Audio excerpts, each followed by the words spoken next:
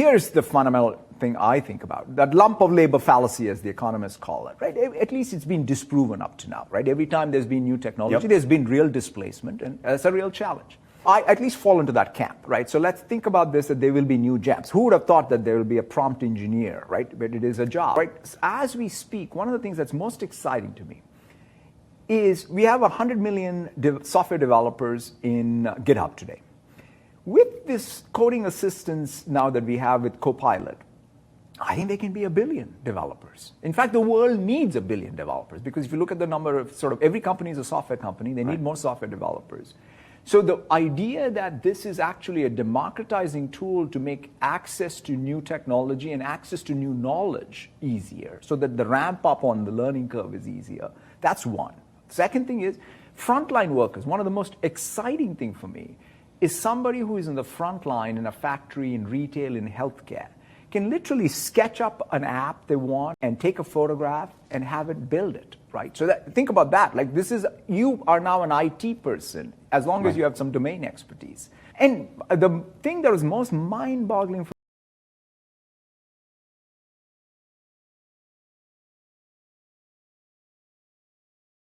wanting to get some subsidy from the government. And in India, there's an unbelievable revolution happening around digital public goods. And so they have the speech-to-text, text-to-speech public good. So one developer in India sort of basically works at Microsoft Research, working with the government agency there, put together this solution which daisy-chained GPT with all of the trained model or text of the Indian government. So this farmer was able to express a complex thought, where he said, I just want the subsidy for, I heard about this program on television.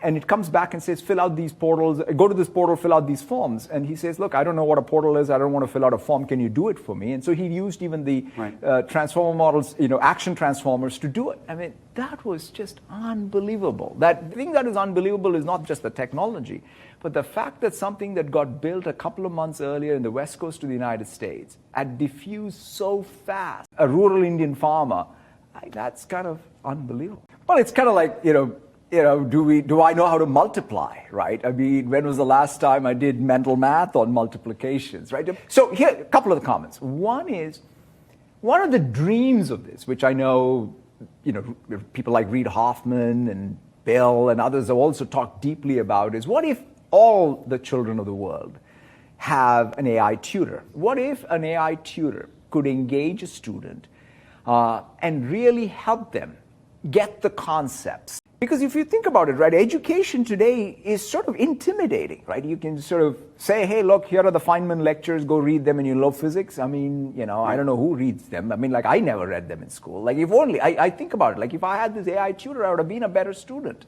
I would have been more engaged. I would have been more curious, because the sort of the fear of learning goes away. So that's the first thing. And the other point to your thing is, we will learn new skills. I'll tell you what, like, this Copilot pattern has made me a better editor, right? We sort of put a lot of emphasis on creation, not as much in fact-finding and editing. Maybe that's at a premium. So therefore, I think we will adjust to work with these tools. Critical thinking will still be very much what humans do, but I think that there is an opportunity for us to retool ourselves with new tools. Steve Jobs had this beautiful, beautiful line, right, which is, computers are like the bicycles for the mind. We now have an upgrade. We have a steam engine for the mind. And so what I would say is, kids should do all the things that now allow us to do with this augmented tool.